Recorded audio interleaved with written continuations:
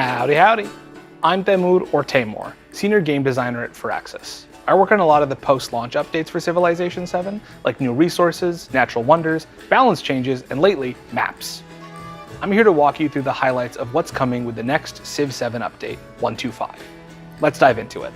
Starting off, let's chat about something near and dear to every Civ player's hearts, maps. If you've been frustrated by blocky maps, straight coastlines, and too much predictability, you're going to like these changes. We're introducing Continents and Islands and Pangaea and Islands, two new map types that are new takes on our classic Continents Plus and Pangaea Plus map types. These new maps use an entirely new generation technique that creates more natural coastlines and landmass shapes, and removes predictable vertical island chains between continents. If you want to hear all the fun, nitty-gritty tech details, check out our latest From the Devs article. And for those of you that like our old map types, especially our multiplayer players that rely on a more balanced experience, no worries, those maps are still there for you to enjoy. We're starting with just these two new map types, but this new technique gives us a much stronger foundation for our maps moving forward, built with customization, expansion, and modding in mind. So, look forward to more maps in the future with more settings available to you. We've made some big UI/UX improvements to some of Civ 7's most important decision points, starting with the production menu.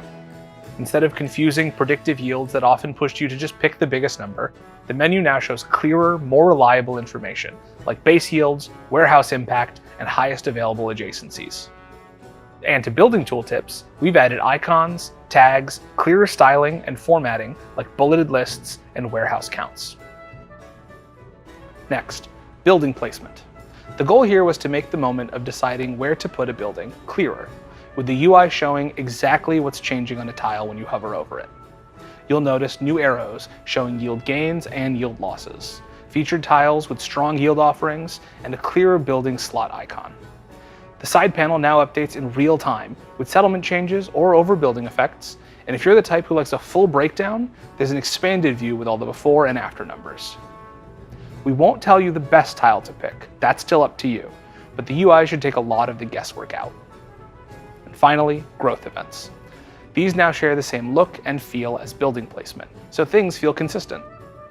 When your settlement grows, the panel clearly lays out your options, like adding an improvement or a specialist, and gives you the same kind of real-time previews and breakdowns. Specialists are also easier to track now, with clear indicators on how many you can place so you know when you're underusing or maxed out. If you want to dive even deeper into the changes, check out our From the Devs article on UI. Civ has gone through a lot of rapid changes lately. New content, campaign options like continuity, bug fixes, and plenty of tweaks. With 1.2.5, we're kicking off step 1 of a broader, game-wide balance pass. The goal here is to strengthen the foundation of Civ's core loop. We want your choices, your Civ, your leader, and your turn-to-turn decisions to matter more.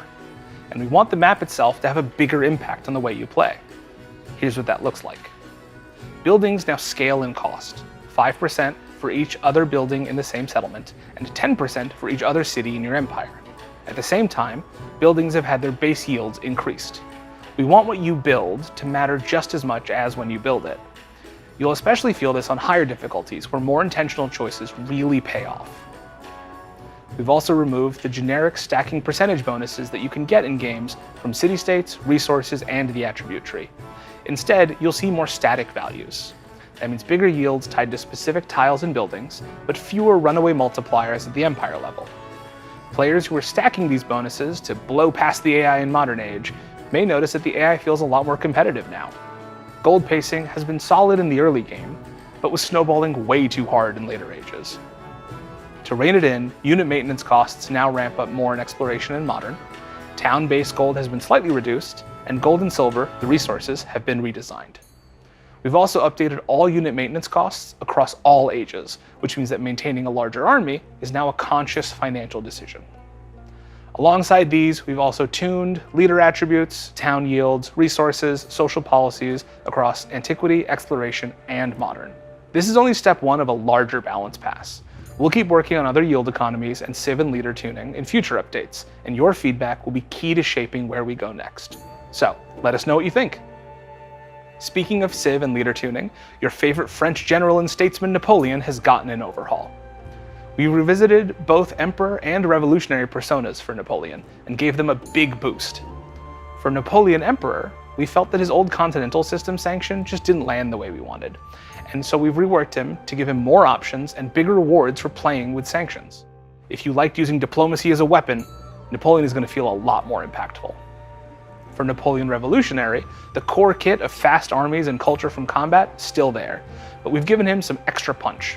He now earns even more culture from battles, and gets a special boost the first time someone declares war on him each age. We're really excited to see how these changes shake up his playstyle. Full details will be in the update notes.